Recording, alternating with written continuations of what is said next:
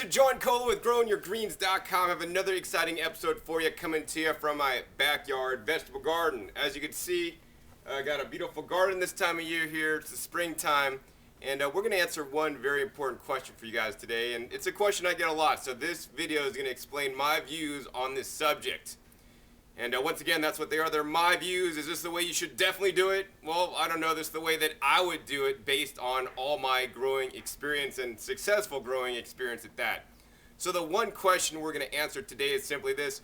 John, I'm starting a new garden in my backyard. How should I do it? Should I just rototill the soil and, plant some seeds? Should I build raised beds and, bring in some organic compost? What kind of soil should I use? What should I use and what should I do? So in this episode, we're going to take the opportunity to share with you what specifically I'm doing to grow successfully in, because, as you see, half my backyard here is beautiful. It has a, round circular 4-foot raised beds, and I'm actually just starting to develop the other half. So this is a question I pondered a lot. I know many of you guys also that are starting gardens may also have. So we're going to explain my opinions on this subject. Now you can see we're on the other side of my backyard, and this is the side that actually gets a little bit more shade, so that's why actually I developed the other side first and started growing a garden on that side, because it does get more sun, plus there's some trees behind the camera that you guys can't see that actually shades out this side a lot. So, in the summertime that may be a good thing to, grow things that don't like as much heat, but in general, the more sun you give the plants, the better they're going to do. And that's just one of the tenets of nature. So, and we'll talk about some more tenets of nature in just a little bit. But what I'm going to talk about now is, as you can see, the ground here, it's basically like a sand, and actually not even just a sand, because this is sand, but it's a hard packed sand. There used to be a lawn here, and, it just went the way of the West. And now, there's basically some weeds coming up, actually some wild mustard greens that can't be eaten, but they seed prolifically. So all underneath the camera there's a whole bunch, and you can see there's some sparsely here. Now the main option you have when you're building a new garden is two things. Number one, you're going to basically dig up and enrich your soil that you have currently, or most people would just fertilize it, and then plant new plants and grow in that. So that's one option. Option number two is to bring in compost and build something like raised beds and then grow in that. So you might be thinking, John, what are you going to do? Well, as you saw on the other side, it's a lot easier in my opinion, and I want to make gardening easy for you guys. It's a lot easier in my opinion to actually bring in compost that's rich compost, because, the compost, the soil, the medium you're growing in becomes your plants, and however healthy the soil is however healthy your plants are. Healthier plants will produce tastier food, and be more bug and disease resistant overall, other factors being considered. So that's why I choose to grow in compost. Now I know some of you guys, might not be able to afford compost depending on where you live in the country. Sometimes compost could be a couple bucks a cubic foot. Depending on some other parts of the country where you live, you could get a cubic yard of compost for, 20-30 bucks. So originally when I built my front yard garden, I brought in like 60 cubic yards of compost. And yes, that was a major expense. It was about $900, close to $1,000. And that was including delivery, because actually the delivery charge was quite a lot, because I had to get an 18-wheeler. But that's how important bringing in the compost and growing in good, nutritious, rich soil. We're not really going to cover in this video like other things you should add to your compost to grow in, and that depends on your specific location. I will just say in general, I do like to use the Mel's mix or Mel Bartholomew's growing mix for square foot raised bed gardening, which is basically 1/3 mixture of compost, 1/3 vermiculite, and 1/3 coconut coir or peat moss. And that's the end of that. So the other question arises, so that's the way I recommend you guys do it. And the other thing is, if you are having a lawn already, or just ground here that's unimproved, if you build a raised bed, you do not have to rototill, you do not have to do anything to your existing space. You just build the raised bed and fill it up with soil. Now if you have grass or weeds or other things already existing in your space, you might want to do what's called cardboard sheet mulching. So I've been saving a lot of cardboard over here. And what you're going to simply do is you're just going to take the cardboard and you're just gonna lie it out over the ground like that, and then you're gonna build your raised bed on top of that and then fill it with soil. So this way there's no rototilling, and it's the least amount of effort so that you can be growing faster and be growing successfully. Because that's why I make these videos. I want you guys to be able to grow your food, make it easy, and make it successful without going through all the rigmarole and difficulties of, what people say you should do. Let's take a second and talk about one thing called rototilling. So, the question comes up sometimes, John, do you believe in rototilling? And my grandfather, he owned a rototiller. And before I was informed on rototilling, I bought a, hand-operated rototiller on clearance that I think I need to sell. In most cases, I do not recommend rototilling.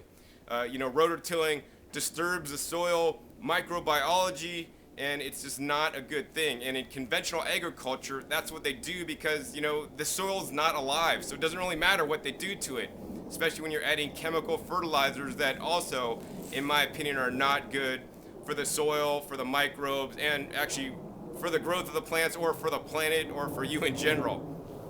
So what I recommend is a more natural approach to gardening.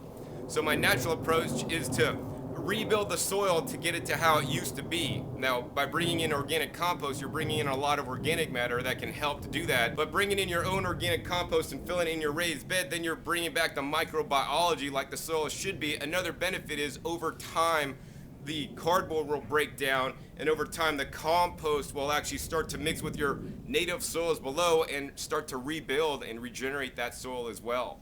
So, I know you might be thinking, John, what if I can't afford all that compost, man? That's like really expensive.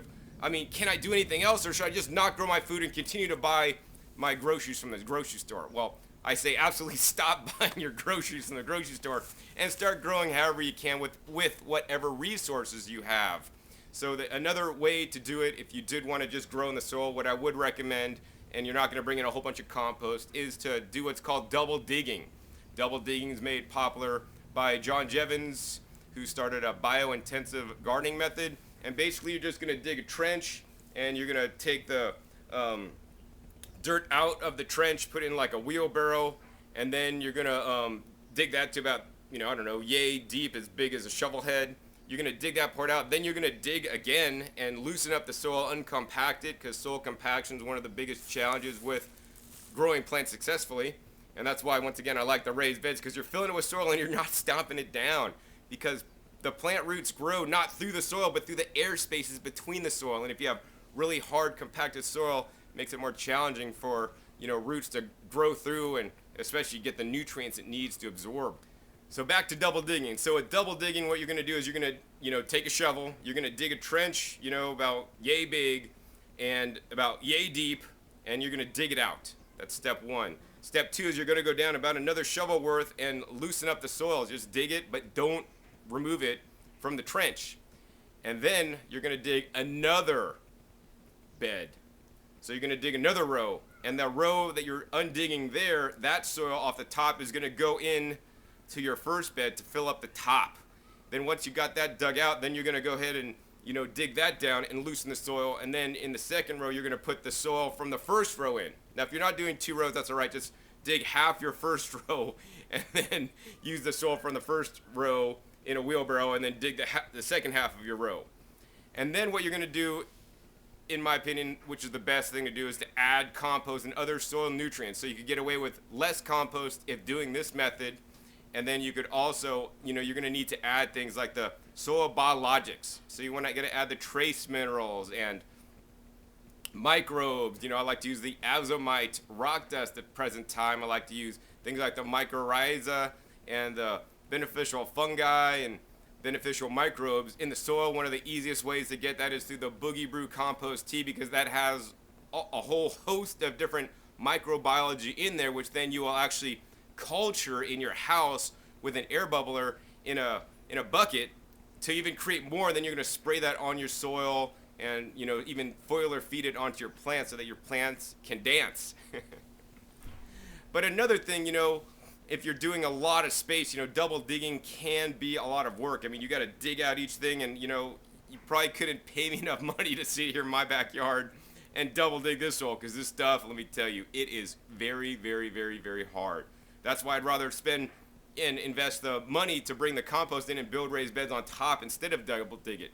Now, if you are intent on using the existing soil without bringing new stuff in, which is my number one recommendation, I have another recommendation for you guys to, work the soil that you already have or improve the compost that you're bringing in. And that's with some products that can help you actually bring the soil microbiology back in to the soil you have. Another problem, if you're growing in the soil that you have existing, depending on how long you've owned the property, you don't know if they sprayed Roundup, if they sprayed toxins in, if they use conventional fertilizers.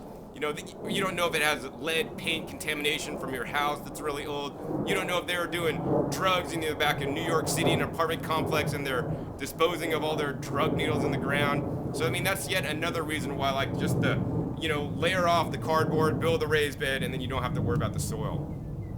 Another thing interesting about once you start bringing back in the soil biologics, they will start to break down some of the toxins in the soil. Now, am I going to say they're going to break down everything and make it clean as new?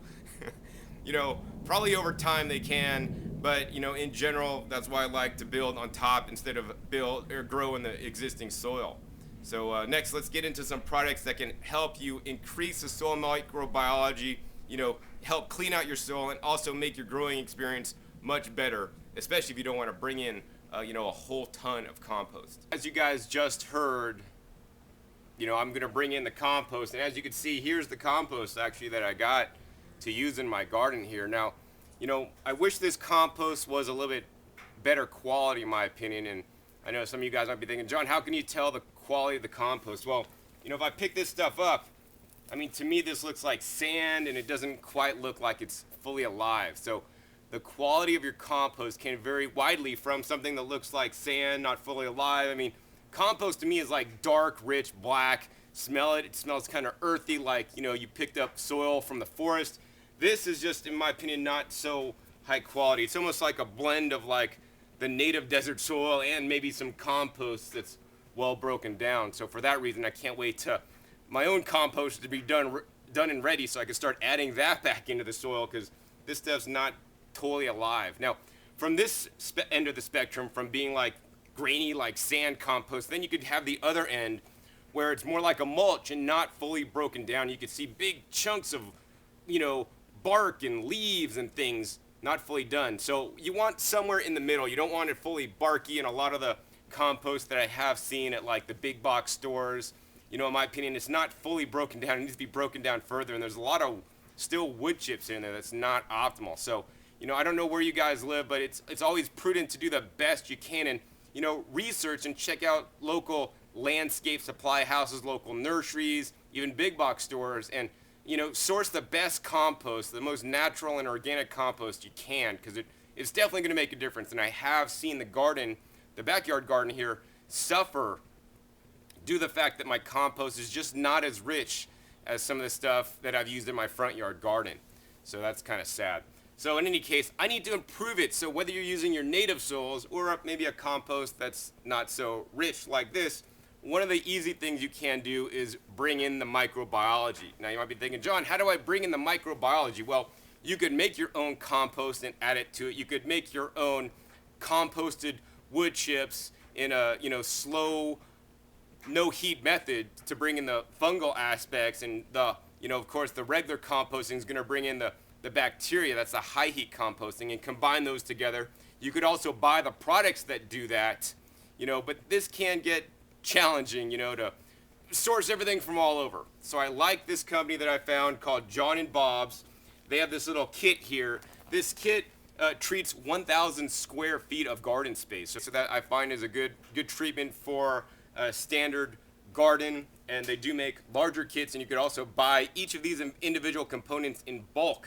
Next, let's go ahead and open up this kit and show you guys what's inside. So the first thing you're going to find in here is this stuff called the Penetrate. So the Penetrate basically is going to break up the hard clay soils or hard packed soils like I have here. Now, is this going to work in like one day you're going to spray it on and tomorrow you could work your soil? No. Nature takes time to work. This stuff to, penetrate and get down and loosen your soils can take literally, 6 months to a year just to loosen just a few inches of the soil to make it workable again. Because think about it, you know, the soil that you have in your backyard, front yard now, has taken years and years to get to where it is today, and it can't just be all undone in a day. I mean, that's what they try to do with rototilling, but rototilling, besides being, you know, negatively impacting the soil, rototillers run on gas. They also may contribute to pollution. And also, it's a very violent machine. This is a much easier way. Also, it's a lot easier. The rototillers, you gotta. This is a lot easier. Basically, what you're gonna do is inside here, the two things that make this work are bottle number A, this is bottle number B, and bottle number A. So A and B. Basically, what we have in here is aerobic bacteria. The aerobic bacteria is in one bottle, and in the other bottle, we got the bacteria food. So for best storage results, you need to store these separately, and then only combine them when you're gonna actually spray them out. Because otherwise, if you combine them now, they're only gonna last about 12 hours. So the aerobic bacteria in the Penetrate product is the same exact bacteria they use in many organic fungicides. So guess what? When you're inoculating your garden space with the beneficial microbes, right? They do more than just build your soil. They also give your plants disease resistance. So this is step number one. In addition, in this kit, you have 3 other items that's gonna bring back the soil microbiology. And my favorite one of all is this one right here. This is actually called the Maximize. So the Maximize combines 2 of my favorite things in the world that are required in the garden, in my opinion. Number one, it's the trace minerals. So in here, they use a rock dust powder that has a full spectrum of trace mineral supplementation for your garden that are required by plants for optimal growth. Now, yeah, most people will put NPK, 3 minerals back in their soil, because that's what we're all taught. But in nature, there's a myriad of minerals, not just 3. So that's why I like this product. The trace minerals I have found, number one, make your food taste better. Number 2, enhance your plant growth so it grows bigger. So if you're selling by the pound, by the ounce, or whatever, you're going to get more money because you're going to have more product and yield. And if that means you're putting food on your table, you're going to have more food if you use the trace minerals. Number 3, your plants can be more resistant to disease and bugs. Because here's why. I mean, if we eat a McDonald's diet, we all know McDonald's is fast food, junk food, and it's not healthy for us. If you eat McDonald's, right, you're not going to be so healthy. You may be prone to getting sick more, but if you eat a good diet, like out of your garden, based on fruits and vegetables, you're going to be a lot healthier. And that's what we want to do with our garden. We don't want to feed our garden McDonald's, which is, like, in my opinion, the chemical fertilizers. This stuff is really going to build your garden, build a healthier garden. Now, besides just the minerals in here, which is already amazing, the other thing they do, they add the beneficial microbes. So they add the mycorrhizal fungi in here, and there's also the protozoa in this product. So, you know, not a lot of products have the protozoa, and there's what's called the food soil web. I mean, even if you think the soil in your backyard or the soil in this compost, you know, is not nutritious, and you try to grow plants in there and they don't grow, right? They don't do successfully. Just by adding something like this product, you can literally unlock locked up nutrients that are in the soil, because the plants can't just directly absorb some of the nutrients in the soil. It takes some of these beneficial microbes to break down the nutrients in the soil into smaller components so your plants can absorb them. So that's what this Maximize does. It'll maximize your soil so that your plants can better absorb the nutrition in it. So the next product besides the Maximize, once again, the Maximize is good for the bacteria, the fungi. I wish it had fun girls, I'd be partying with them. And the protozoa. So that's this product right here, the Maximize. And then next we have the Soil Optimizer. So what the Soil Optimizer is, it has some minerals in there, but mainly what it is, it's the humic acid. And the humic acid, or the humus in here, will help to feed the microbes that are existing in your soil and the ones that you're adding with the other products. And this will attract beneficial microbes. Like, say, you know, you live in New York City and, you know, the garbage dumps or the dumpsters outside is overfilled, right? And the lids aren't closing and things are piling up, right? It's gonna attract the rats, right? The rats are gonna come, they're gonna eat because there's food available.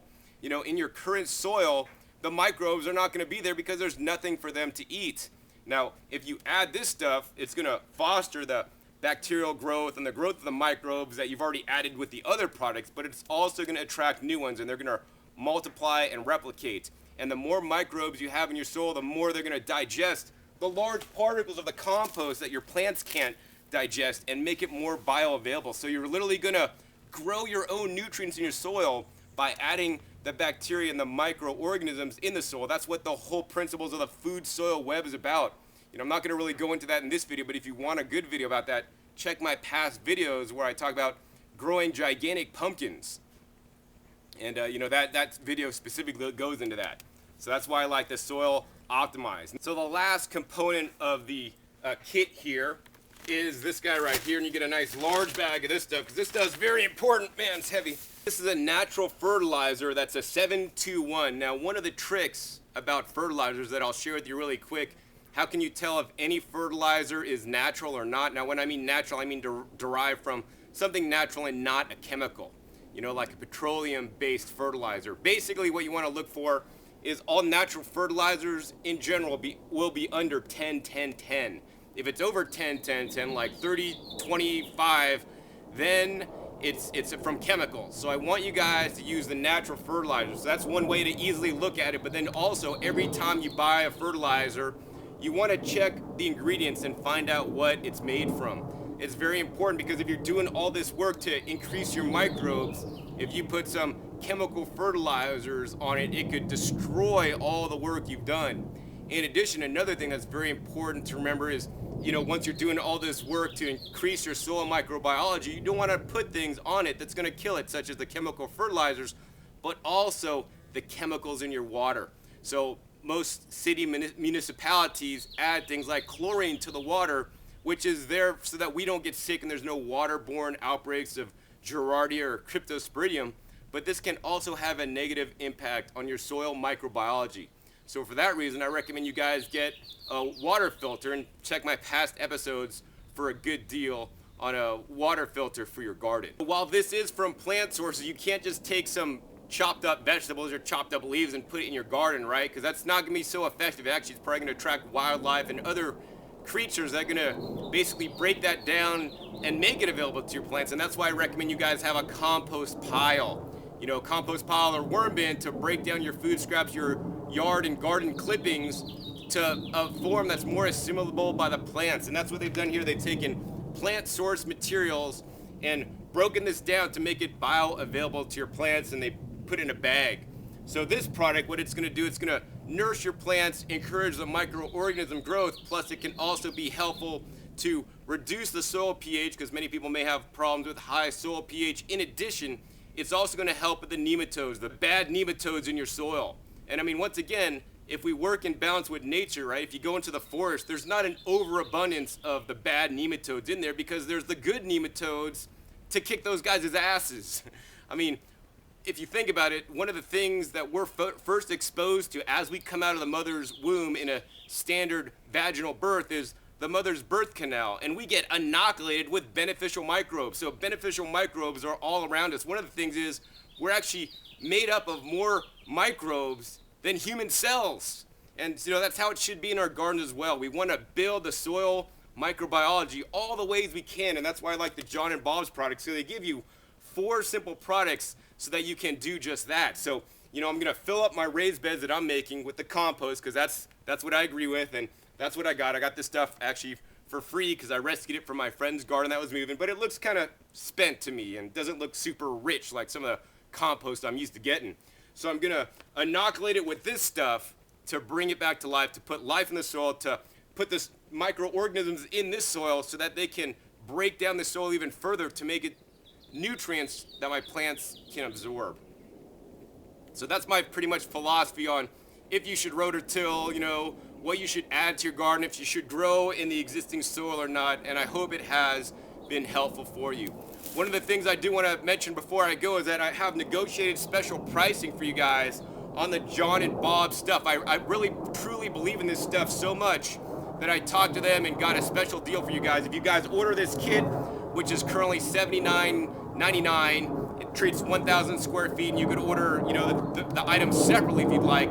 Use the coupon code GrowGreen for 10% off your order, and you'll also still get the free shipping, because I want you guys to be able to grow the healthiest garden ever and get back to nature, work with nature instead of against it. So Hopefully you guys enjoyed this episode. Once again, my name is John Kohler with GrowingYourGreens.com. We'll see you next time, and remember, keep on growing.